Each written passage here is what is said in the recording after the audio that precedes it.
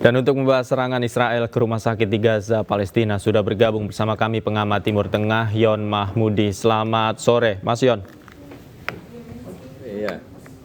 Oke, Mas Yon, kita lihat rumah sakit ini masih kerap menjadi serangan. Kemudian juga kita lihat diplomasi internasional, baik itu di forum OKI, kemudian PBB, kemudian juga kemarin Presiden Jokowi bertemu Joe Biden. Ini belum bisa melahirkan solusi signifikan kepada perang ini. Tanggapan Anda?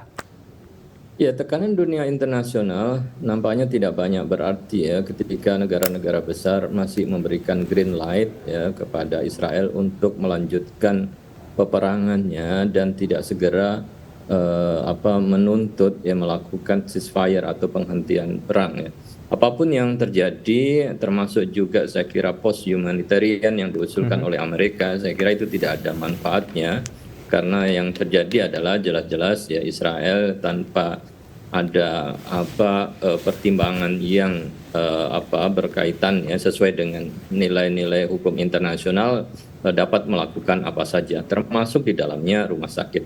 Nah, Shifa Hospital ini kan termasuk rumah sakit terbesar ya di utara, dan target Israel itu kan mengosongkan wilayah utara ya, termasuk juga memaksa pasien-pasien pengungsi yang ada di rumah sakit itu agar mengosongkan wilayah ini. Saya kira ini sesuatu yang tidak bisa diterima oleh dunia internasional. Kita lihat saja bahwa apa yang disampaikan oleh Amerika memberikan warning ya agar tidak melakukan pengoboman terhadap rumah sakit, tapi itu kan dilakukan. Kemudian tidak boleh ada baku tembak di dalam rumah sakit. Kita tidak tahu sejauh mana kemudian itu ditaati, dan saya kira alasan adanya digunakan ya oleh Hamas ataupun juga kelompok jihad Islam itu bukti yang disampaikan saya kira tidak bisa secara valid ya diverifikasi. Nah, ini nampaknya sebagai upaya Israel untuk ya mengosongkan dan menakut-nakuti orang yang ada di dalam rumah sakit untuk segera meninggalkan wilayah utara Gaza. Oke, persoalannya kemudian ketika memang masyarakat diminta mengungsi ke selatan dari utara, kemudian tadi juga dari rumah sakit, dari pengungsian di wilayah utara diminta mengungsi. Tidak ada jaminan ketika mereka ada di jalan, kemudian keamanannya siapa yang jamin begitu? Karena sebelumnya juga kita lihat ambulans ketika di jalan juga dibom. Nah, menurut Anda desakan seperti apa yang bisa mengunci Israel ini untuk menjamin keamanan mereka ketika mengungsi?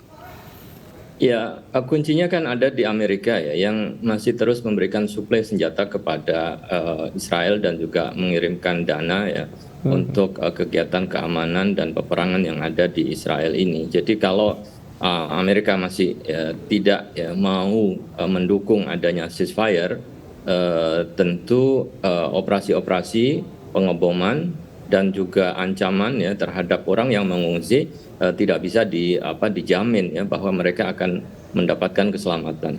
Di samping itu juga siapa yang bisa menjamin ketika mereka yang mengungsi ke selatan itu juga akan tidak dilakukan dibombardir ya setelah mungkin utara telah selesai dengan operasinya, sehingga oleh karena itu dunia internasional saya kira harus terutama ya warga negara dunia internasional, NGO dan lain sebagainya yang telah melakukan demonstrasi besar-besaran itu kan harusnya kemudian menjadi perhatian khusus ya bagi negara-negara besar kemudian untuk melakukan tindakan dan mau mencegah tragedi kemanusiaan ini yang sangat luar biasa.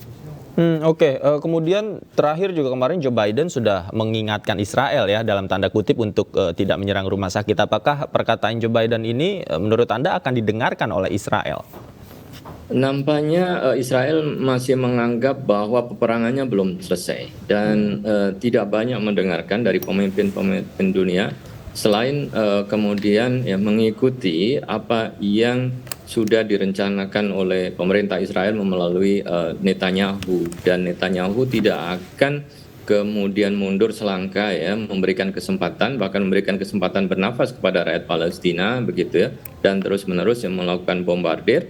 Dan itu ya dilakukan dengan ancaman-ancaman, dan ya kalau sekedar kemudian peringatan tidak ada langkah yang konkret gitu ya menarik semua tidak memberikan persenjataan atau menarik pendanaan kepada Israel, maka langkah-langkah itu saya kira tidak ada manfaatnya. Baik, baik, Mas Yon, nanti kita diskusi lagi. Namun juga kita sudah terhubung bersama dengan warga negara Indonesia yang sempat menetap di Gaza dan berhasil dievakuasi pulang ke tanah air. Ada Mas Husen. Selamat sore, assalamualaikum, Mas Husen.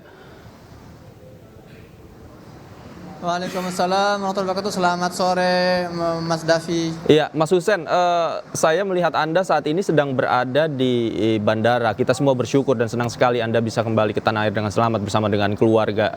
Seperti apa saat ini, bisa diceritakan perjalanannya seperti apa? Alhamdulillah ya, setelah melalui proses yang panjang dan melelahkan, penuh resiko, berkali-kali kita gagal evakuasi. Alhamdulillah akhirnya dengan izin Allah Ta'ala, dengan doa seluruh warga Indonesia yang mendoakan kami, dan dengan bantuan pemerintah, Kemenlu, KBRI Kairo, kami akhirnya tiba juga di Indonesia, di Jakarta hari ini.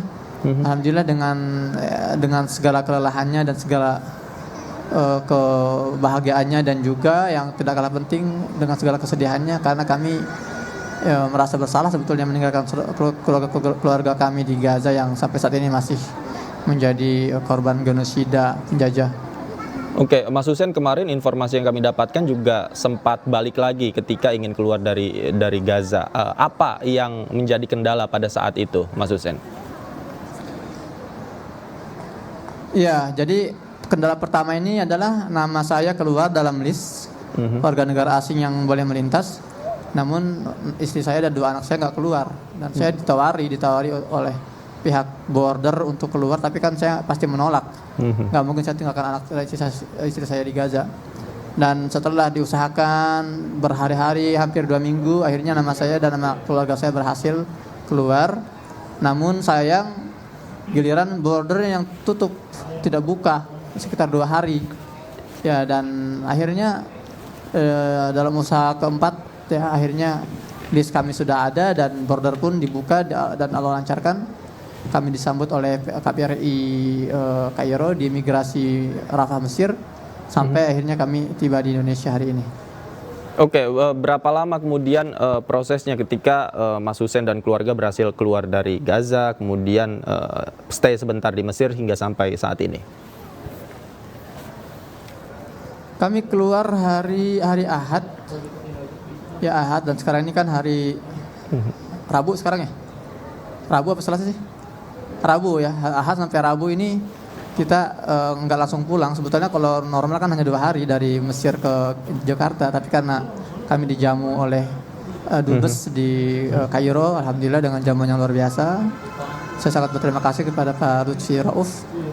Dan akhirnya kemarin kita bergerak dari Kairo, bandara Kairo, dan tiba pukul 4 hari ini ya, 4 sore di Bandara Soekarno-Hatta. Oke, Mas Husen, kemarin juga Anda kan pulang ke Indonesia tidak sendiri, membawa serta istri dan anak-anak tercinta.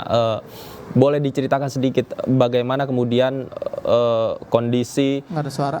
Ya, kondisi dari anak-anak dan istri Anda. Baik, dijawab setelah maghrib Mas Husen dan Mas Yon. Nanti kita lanjutkan lagi dialog kita usai jeda azan maghrib berikut ini. Pemirsa jangan kemana-mana, Anju Sore segera kembali.